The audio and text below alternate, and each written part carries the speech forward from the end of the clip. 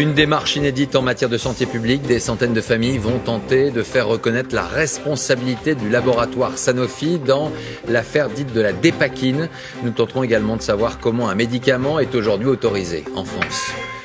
Pour la première fois, plusieurs centaines de familles françaises ont décidé de se regrouper afin d'attaquer un laboratoire pharmaceutique. Tous se concentrent contre le groupe Sanofi et ciblent un médicament, la dépakine. Est-on à l'aube d'un nouveau scandale de santé publique? En tout cas, les victimes entendent bien aller jusqu'au bout. Voici pourquoi. Témoignage recueilli par Florence Bouquilla, Camille Lemeur et Alain Location.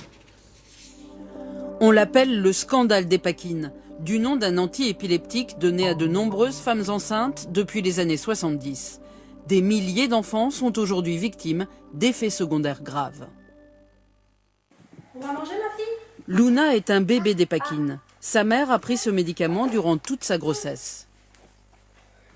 À 19 mois, la fillette souffre de retard moteur et surtout d'une très grave malformation cardiaque.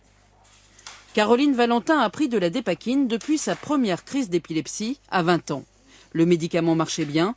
Une fois enceinte, elle a continué. Je suis tombée enceinte le 19 août 2014 et voici une ordonnance en tout début de grossesse, donc le 1er octobre 2014, où le médecin me prescrit de la dépakine 500 chrono, un comprimé et demi par jour pendant 3 mois. Son neurologue renouvelle le traitement sans jamais évoquer de possibles effets secondaires graves.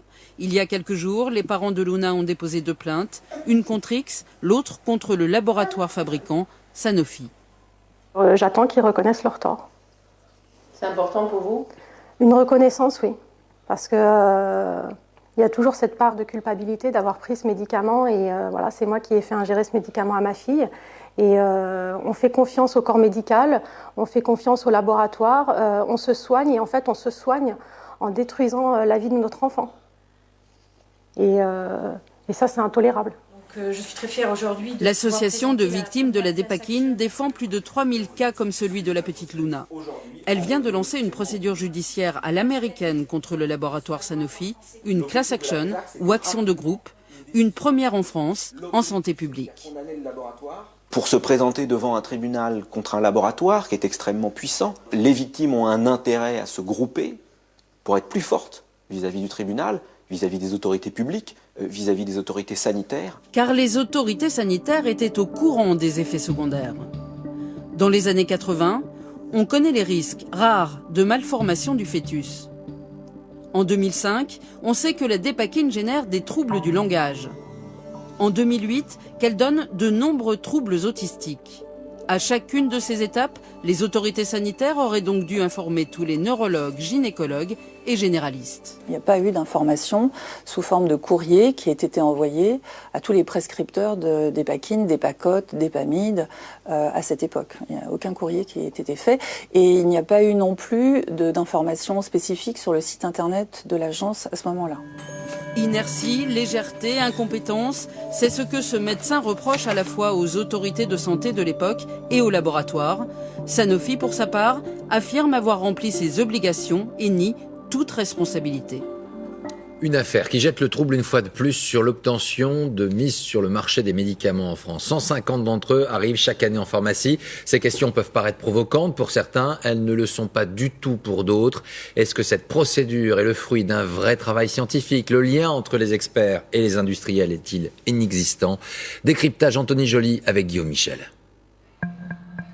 Plus de 150 nouveaux médicaments arrivent chaque année sur le marché français. Comment sont-ils sélectionnés? Par qui? La procédure est-elle transparente? Tout se passe ici, à l'Agence nationale de sécurité du médicament. Réunis en commission, 12 membres, des médecins, des pharmaciens, des universitaires doivent juger de l'intérêt et de l'efficacité du nouveau médicament.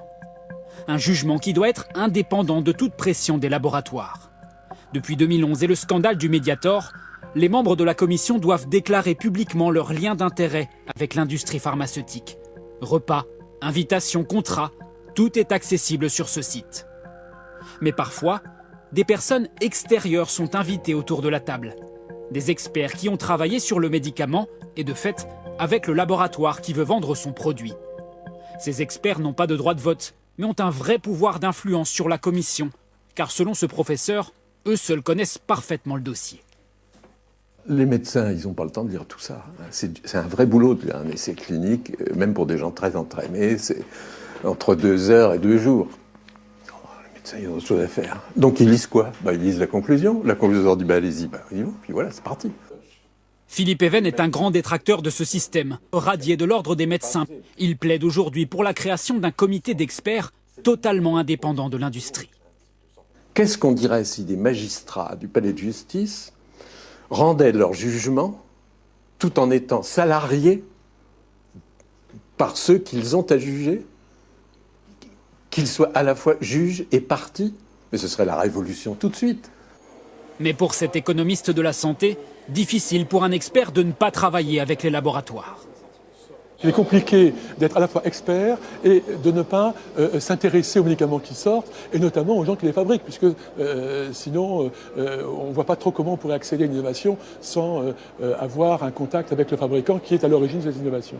Dans un rapport de mars dernier, la Cour des comptes regrettait l'absence d'un comité d'éthique pour contrôler ces liens entre experts et industrie. Il devait être créé en 2011. 5 ans plus tard, il est toujours dans les cartons.